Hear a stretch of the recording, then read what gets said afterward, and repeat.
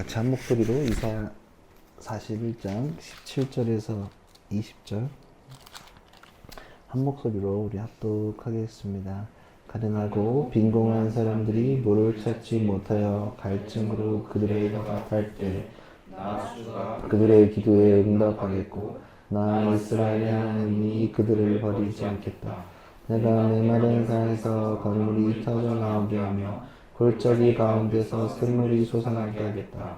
내가 광야를 못으로 바꿀 것이며 마른 땅을 샘 근원으로 만들겠다.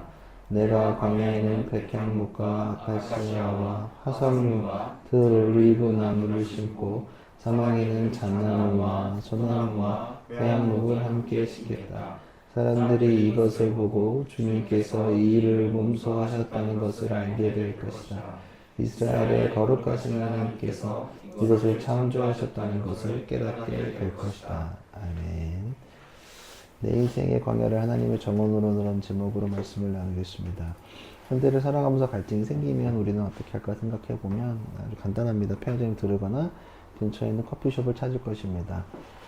간단하게 사 먹을 생각을 먼저 하겠죠. 근데 이전의 시대에는 물을 사 먹는 개념이 몇십 년 전도 있긴 있었지만 그래도 동네를 다니다가 동네 사람들에게 물 한 잔을 청하고 먹던 시절이 있었으면 저도 어렸을 때 골목에서 그랬던 것 같기도 하고 또 시골로 이사 가면서도 동네에서 그렇게 물 한 잔 또 초등 때니까 또 그랬던 것 같기도 하고 그렇습니다. 예전에 우리네 문화에서 지나가다가 나그네가 물 드리고 물 한 잔 주시오 하면 누구라도 바가지에 시원한 물을 가득 퍼주는 인심이 있었습니다. 물 주는 게 아니라 지친 이웃의 생명을 살리는 정 같은 게 좀 있었습니다. 그래서 물 주는 거에 좀 일화가 버들립 설화라고 들어보셨는지 모르겠습니다. 이성계 일화인데 이성계가 그 유명한 불자시잖아요.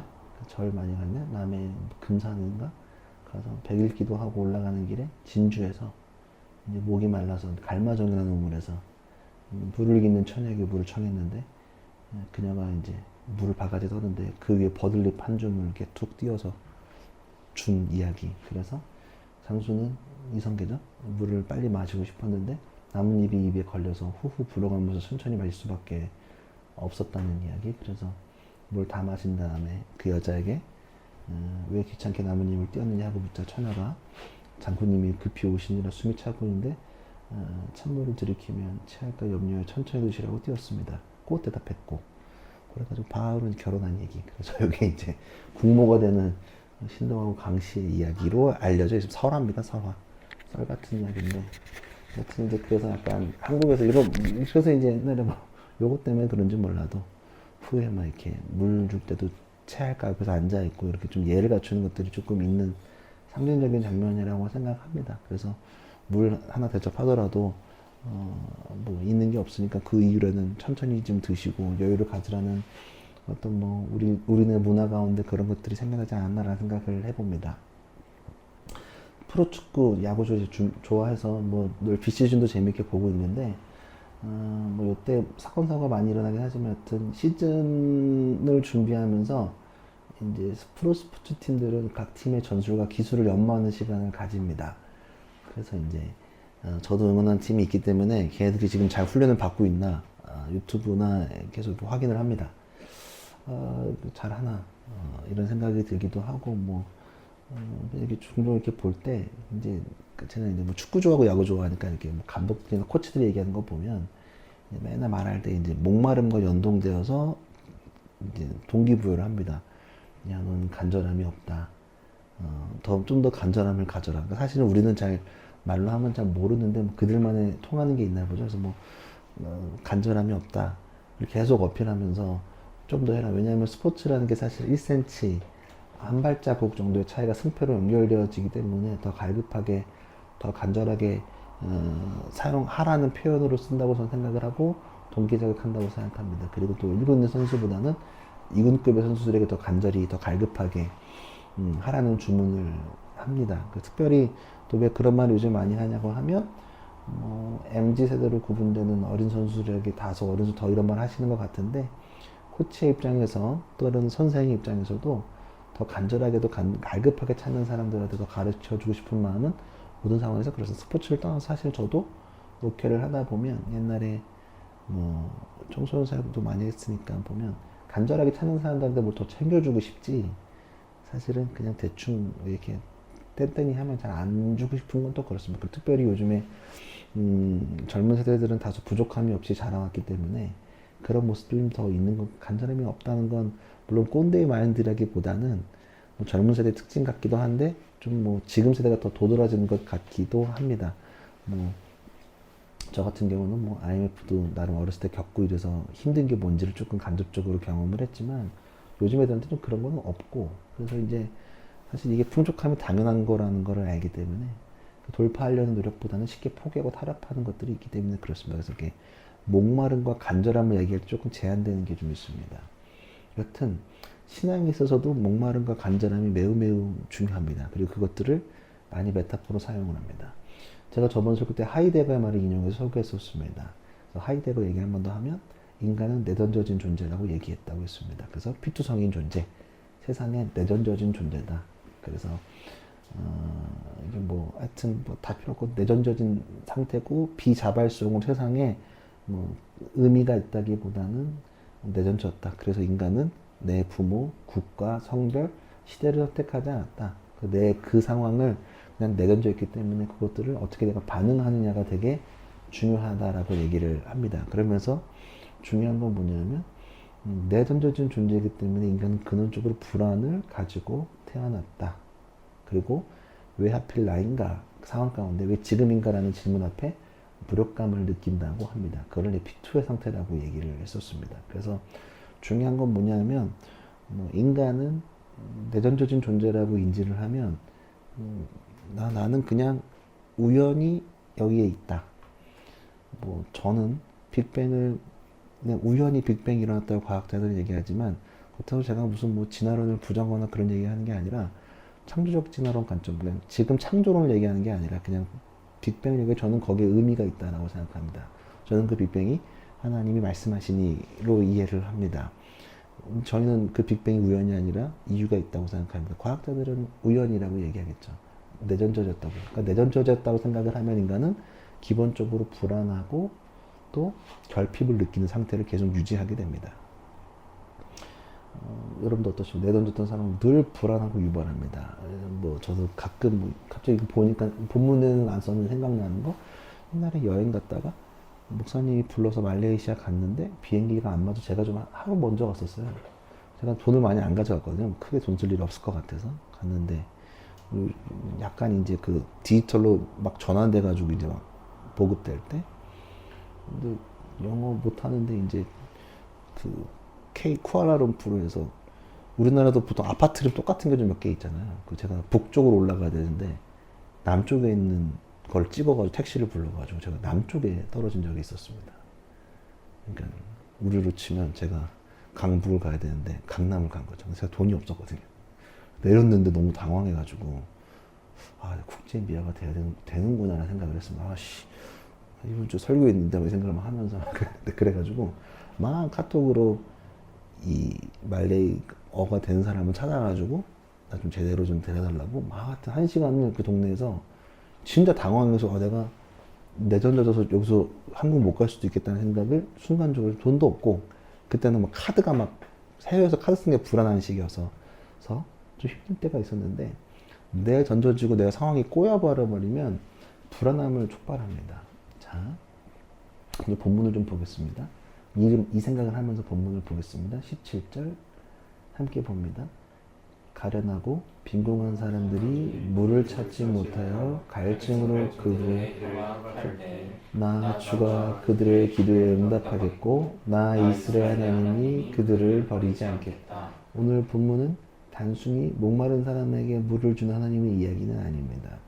내던져져 있는 사람한테 갈급함이 있는 그 인간에게 근원적 갈증을 해결하는 이야기입니다. 물은 인간의 필수권이기 때문에 본능적으로 물을 찾습니다. 하루 일정량 섭취하지 못하면 죽을 수 있습니다. 오늘 본문에서 17절 초반에 보면 가련하고 빈궁한 사람들이 이렇게 됩니다. 가련하고 빈궁한 사람들이 이게 성경 원어를 보면 경제적 가난을 넘어서서 사회적으로 억압받고 법적 보호를 받지 못해서 하나님밖에 의지하지 못하는 사람들을 말할 때 씁니다. 그러니까 완전히 밑바닥에 떨어진 사람들을 말할 때 가련하고 빈궁한 이런 얘기를 하는 겁니다. 그리고 혀가 마를 때 입이 말라본 적 있으세요? 목마르면 입 마르잖아요. 그러면 되게 답답하고 막 정말 그 갈증이 극에 달하는데 혀가 마를 때도 그 얘기를 하는 겁니다. 그러니까 완전히 상황이 다 말라져 있고 풍족하지 못하고 이제 언제라도 마르면 바스라지잖아요. 수분이 없으면 다 부셔지거든요. 그러면 그 얘기를 하는 겁니다. 완전히 요 당시에는 포록이었으니까 잡혀 있으니까 굉장히 억울한 상황을 얘기하고 있는 겁니다. 인생이 갈급하면 인간 누구에게나 동일하게 주어집니다. 뭐가 됐든 하이데거의 말이 완전 신앙적인 고백은 아니지만 내던졌다라고 생각을 하면 갈급합니다. 불안과 결핍이 이 가운데 있기 때문에 그렇습니다. 그래서 세상은 너의 노력으로 스스로 노력해서 우물을 파라고 합니다. 그거는 기본적으로 얘기하는 겁니다. 그리고 인간은 끝끝내 우물을 팝니다. 그리고 그 우물은 곧 마르게 됩니다. 인간이 아무리 노력해보자 그 갈증은 해결되지 못한다. 그런 질문을 하다 보면 노력해서 뭘 하지만 돈이 많이 얻는다고 해서 그 갈급함이 해결되느냐라고 질문을 던져보면 그렇지는 않습니다. 돈 많다고 해서 누구나 다 행복하고 좋은 삶을 사는 건 아닙니다. 그렇잖아요? 지금 미국에서 앱스타인 파일 막 풀리잖아요? 거기 나온 사람들이 가난한 사람은 1도 없습니다. 돈과 권력과 명예를 다 가지고 있는 사람이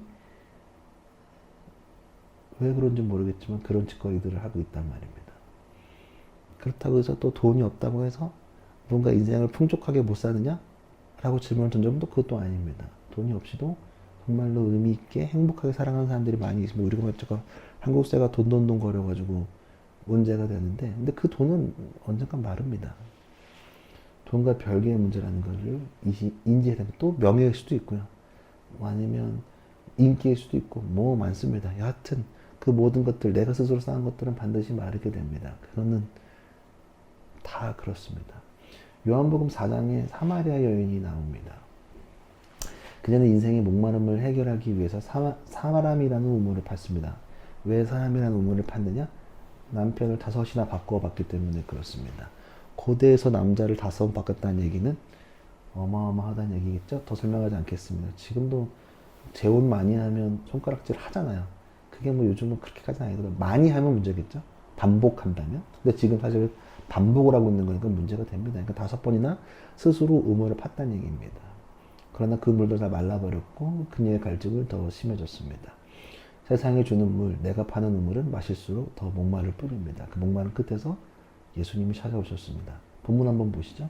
저 준비했습니다. 요한복음 4장 14절입니다. 함께 봅니다.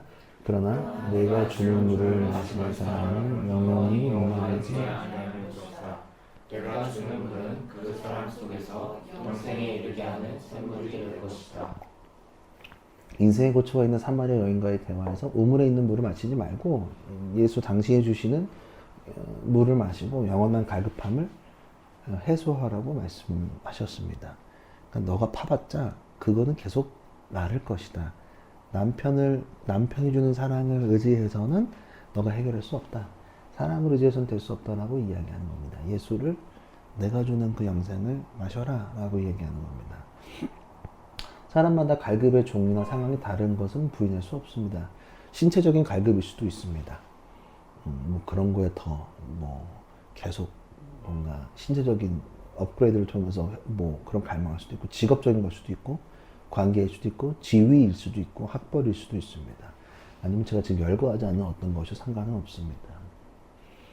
예수님이 여러분 삶의 생수의 의미로 경험되어지고 전환되어질 때 그 갈급함이 사라질 것입니다. 예수님은 왜 그 갈급함이 사라지느냐? 우리는 예수께서는 너희를 세상 가운데 던져졌다라고 얘기하지 않습니다. 하이데거처럼. 그거 아니고 내가 너희를 택했다. 내가 너를 불렀다. 그리고 내가 너를 사용할 거기 때문에 이 땅 가운데 불렀다는 그 의미를 알려주시기 때문에 갈급함이 사라집니다. 그래서 그 광야에 혼자 있는 게 아니라 혹 목이 마르더라도 지금 당장 우물을 파놓고 기다리신다는 믿음이 우리 가운데 있습니다. 그래서 그 갈급은 주님을 향한 갈망으로 바뀌어서 풍요로움으로 바꿔지게 됩니다. 그럼 그 갈급함은 어떻게 바뀔까? 사실은 그것은 인간의 방법도 아닙니다. 하나님의 방법으로 만나게 됩니다. 이어서 18, 19절로 읽어보시죠. 시작. 내가 메마른 산에서 강물이 터져나오게 하며 골짜기 가운데서 샘물이 솟아나게 하겠다. 내가 광야를 못으로 바꿀 것이며 마른 땅에 샘을 문으로 가르겠다. 내가 광야에는 백향목과 아카시아와 화산나무와 드로리를 나무를 심고 사막에는 잣나무와 소나무와 회양목을 함께 심겠다. 메마른 산에는 물이 흐를 수 없습니다. 광야에 던질 것 같은 우리의 삶은 메마른 산과 같을지도 모릅니다. 그곳에 하나님의 개입이 필요합니다. 우리의 방법으로 도저히 아무것도 할 수 없음을 인정했을 때 하나님의 개입이 일어납니다. 그 개입은 우리의 프로세스와 로직으로는 접근할 수 없습니다. 물리적으로 산꼭대기에 강이 흐르는 것은 불가능합니다. 강을 만드는 것은 어떻게 물리적으로 만들겠습니까? 그냥 물부터 들이부을 수가 없습니다. 물을 가둘 수가 없기 때문에 그렇습니다. 하나님은 땅을 쪼개어서 수온을 터뜨려서 역동적인 행위를 보여주시겠다고 합니다. 그래서 자연 법칙을 거스리는 역류하는 은혜를 보여줍니다.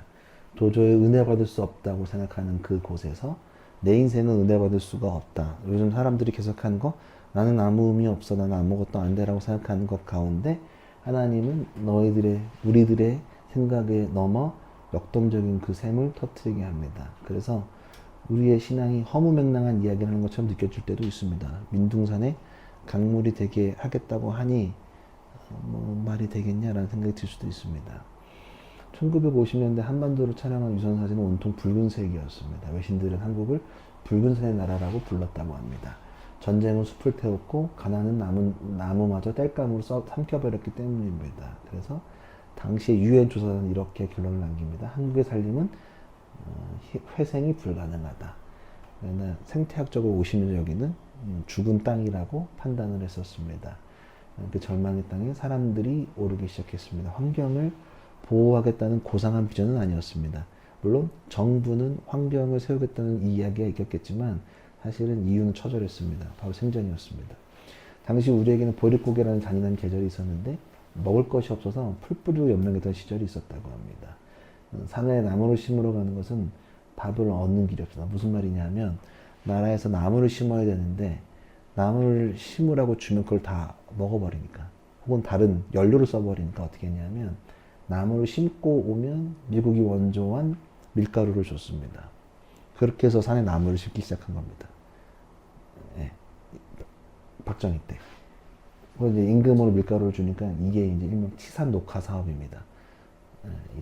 유명한 사업인데, 그래서 등짐을 지고 묘목을 지고 가파른 산을 다 기어 올랐습니다. 그래서 나무를 심는다는 것은 생존에 가까운 일이었다라고 합니다. 가만히 보니까 당장 굶주린 가족에게 먹일 밀가루 한 포대를 얻기 위한 노동을 그렇게 배고픔이 나무가 되었습니다. 그때 심은 나무가 아카시아입니다. 사실 좀 정확하게는 아까시라고 하는데 아카시아 비옥한 땅에서는 잘 자라지만 바위뿐인 민둥산에서는 다른 나무가 살 수 없기 때문에 아카시아를 많이 심었다고 합니다. 그래서 이 아카시아는 우리나라에 되게 많이 있대요. 스스로 공기 중에 질소를 고정해서 척박한 땅을 비옥하게 만든다고 합니다. 자신의 몸을 찢어서 척박한 땅을 살려낸 나무, 이 성경을 이 나무를 성경에서 시띠나무라 그럽니다. 아마 성경 보시면 가끔 보는 나무 시띠나무라는 얘기가 있습니다. 오늘 하나님이 광야에 심겠다고 하신 나무가 그 나무입니다. 그렇게 결과가 어떻게 됐냐면 유엔 신년농업기구 FAO가 한국을 가리켜서 이렇게 기록합니다. 2차 대전 이후에 산림 녹화에 성공한 지구상의 유일한 개발도상국. 헥타르당 12만 미터에 불과했던 나무의 밀도는 반세기 만에 15배가 넘게 증가했습니다. 데이터가 증명합니다. 인간의 사실 우리나라 이렇게 산 가면 나무 많이 있는 거 뭐 그냥 자연이 주어진 게 아니라 정말로 그 정부나 또 국민들이 함께 협력해서 한 엄청난 사실 기적과 같은 일이라는 사실을 좀 산 올라갈 때마다 그리고 동네를 다니실 때마다 기억하시면 참 좋겠다는 생각을 합니다. 하나님 붉은 산을 나무로 가득 채울 수 있습니다. 어쩌면 우리가 하나님을 찾는 배고픔이라는 갈급함을 해결하기 위해 나무를 하나 심고 밀가루를 얻는 심정으로 우리는 오늘도 믿음을 나의 삶에 심어야 합니다. 일단은 민둥산 하나님께서 그냥 기적처럼 뭔가 나무를 막 AI 그림처럼 차작차작 될 수도 있겠지만 하나님은 인간을 통해서 역사하시거든요. 성경 하나님을 통해서 역사하시기 때문에 사람들이 각성하고 나무를 심고 그것들이 잘 자라나게 도와주신다는 사실입니다. 재미있는 건 19절에 우린 잘 지금 이렇게 읽으면 잘 모르는 내용인데 7가지의 나무를 심는 장면이 소개됩니다. 성경에서 숫자 7은 완전수를 이야기합니다. 완전함. 우리 7일이잖아요. 창조의 때 7일 동안 만들었잖아요. 그래서 7일 나오고 어떤 뭐 문자 배열이라던가 단어가 7번 나온다거나 뭐 어떤 7이 나오면 완벽하고 완전하고 안전함을 이야기합니다. 그러니까 7가지 나무를 심겠다라고 얘기하시는 건 하나님이 만드시는 숲은 부족함이 없는 숲이라는 것을 이야기합니다. 자, 우린 나무를 잘 모릅니다. 나무의 상성도 모르고 사실 우리 이렇게 보면 뭔지도 모릅니다. 저희 은행나무라는 거는 알고 있습니다. 왜냐하면 가을에 노란색이 되는 걸 봤기 때문에. 그리고 저는 보면 모릅니다. 벚꽃나무인지도 잘 모릅니다. 봄에 펴봐야 알지. 그냥 기억을 하고 있는 거지. 그러니까 우리나라에서 잘 자라는 나무가 해외 나가면 죽을 수 있습니다. 동남아에서 잘 자라는 나무가 있습니다. 진짜 동남아 나무들 막 크잖아요. 밀림에 있는 나무들 크잖아요. 또 미국에 있는 나무는 더 커. 호주 가면 진짜 큰 나무들도 더 큰 나무들도 많이 있고요. 그냥 특색에 따라서 나무가 다 다르고 자랄 수도 있고 죽을 수도 있고 다 모양이 다릅니다. 생태학적 모순들이 오늘 본문에 있습니다. 오늘 7가지 나무는 같은 공간에서 살아갈 수 없는 나무들을 소개하고 있습니다. 고산식물, 백향목은 고산식물입니다. 시띠나무는 사막에 있습니다. 저지대 식물 화석류, 그리고 광야, 그러니까 고산지대, 저지대 식물들이 다 섞여 있는 것을 의미합니다. 그래서 에덴 동산과 같은 것들을 회복하겠다는 것을 이야기합니다. 그러니까 성경에서 에덴은 완전하고 조화로운 것을 이야기합니다. 왜 조화롭다고 하냐면 똑같은 것만 해서 조화로운 게 아니라 다양한 것들이 섞여 있었기 때문에 조화롭습니다. 에덴으로 돌아가자라고 얘기하는 것. 에덴의 회복을 위해서 교회에서 에덴으로 가자. 단순히 무슨 옷 벗고 그런 얘기를 한 게 아닙니다. 그냥 어떤 걸 의미하냐면 서로 다른 것들이 조화롭게 싸우지 않게 공존했던 것을 에덴이라고 이야기하는 겁니다. 에덴을 자꾸 얘기하는 건 뭐냐면 회복됨을 이야기하는 겁니다. 그러니까 7 완전함인데 7가지의 종류가 있다. 근데 그 종류는 같은 곳에 살아갈 수 없는 것들을 한 곳에 심겠다. 그러니까 하나님은 인간을 구분하지 않다는 것을 이야기합니다. 갈라디아서 3장 28절. 바울에서도 이렇게 얘기했습니다. 이것도 한번 읽어보시죠. 시작. 유대 사람도 그리스 사람도 없으며 종도 자유인도 없으며 남자와 여자가 없습니다. 여러분 모두가 그리스도 예수 안에서 하나이기 때문입니다. 자, 보면 서로 다른 배경과 기질을 가진 사람들이 그리스도 안에서 하나가 되어서 아름다운 공동체를 이루는 교회 모형을 보여줍니다. 그러니 교회는 서로 다른 사람들이 서로를 영접하고 숲을 이뤄가는 곳입니다. 나와 다르기 때문에 죽일 듯이 덤벼들고 죽이는 것이 아닙니다. 하나님 나라라는, 우리는 궁극적으로 하나님 나라라는 것을 살아가는데, 이건 뭐 더 신학적으로 더 얘기하겠지만 나중에 하나님 나라는 그 토양 위에 같이 뿌리를 내리고 숲을 이루는 겁니다. 그래서 교회 안에 다른 사람들이 늘 존재합니다. 그래서 그들과 같이 씨앗을 뿌리고 숲을 이루는 것이 매우 매우 중요합니다. 왜냐하면 그곳에 하나님이 물을 내어서 함께 물을 먹기 때문에 그렇습니다. 생수라는 게 그렇습니다. 그래서 교회는 똑같은 사람만 존재하지 않습니다. 성별도 다르고 사는 동네도 다르고 태어난 곳도 다르고, 여기 뭐 다 나름 태어난 곳 다 다양하게 섞여 있습니다. 저는 경기도 북부에서 왔고, 여기는 미국에서 오셨네. 네. 뭐 서울도 있고, 또 여기 분당 원조일 수도 있고, 아니면 또 다른 어떤 곳에 있고. 저는 뭐 또 본적은 또 부산입니다. 할아버지가 등록한 데가 본적이니까 본적은 또 부산이고, 사실상 또 할아버지 고향은 호남이고, 본적 등록을 거기서 했으니까 부산이고, 그러니까 막 다 섞여 있습니다.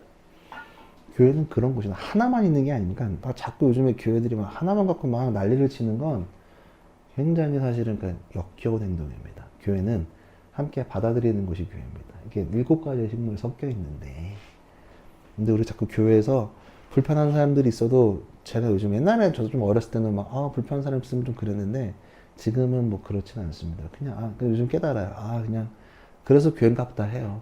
진짜로. 하단부터 여기까지 다 달라요. 전기랑 주중에 그 얘기 했다니까. 그 얘기하다가. 여러분도 그거 아세요? 컵 두고 가는 거 아세요? 싱크대에 안 놓고? 전기가 좀 참았나 봐. 내가 오늘 갑자기 얘기가 나오네. 정기는 정리를 안 하면 좀 불안해하는 사람이에요. 욕하는 게 아니라. 근데 여러분들은 그냥 두고 가도 안 불편하잖아요. 여기에 두고 가는 사람도 있고 끝나고 나서 정기. 나는 안 불편해졌어 지금. 근데 그냥 정기도 좀 불편해. 근데 저게 싫은 게 아니라 그냥 교회가 어지럽히는 사람 있고 치우는 사람 따로 있고 또 정기도 용납하고 있는 거거든. 옛날 같으면 난리 쳤을걸. 근데 참는 거라면 저도 마찬가지. 옛날 같으면 막 그 큰 교회 있을 때 막 정리 안 하면 저도 막 화내고 막 그래. 지금은 뭐 그렇게까지는 안 합니다. 잘 두고 그냥 가시라. 그리고 혹은 나랑 다른 생각을 해도 옛날 같으면 이게 제가 말이 되니까 막 싸웠을 거예요. 근데 그렇게까지 지금 하고 싶지는 않습니다. 그냥 들어보려고 합니다. 제 정치적 견해가 있습니다. 그렇다고 해서 저랑 정치적 견해가 다른 사람이 우리 교회 오는 걸 막아서는 안 됩니다. 왜냐면 예수는 그런 걸 따지지 않기 때문에 그렇습니다. 그래서 저는 저와 정치적 견해가 다른 사람이라도 문제가 되지 않고 그리고 사실은 와야 합니다. 예, 와야 됩니다. 근데 물론 걱정은 됩니다.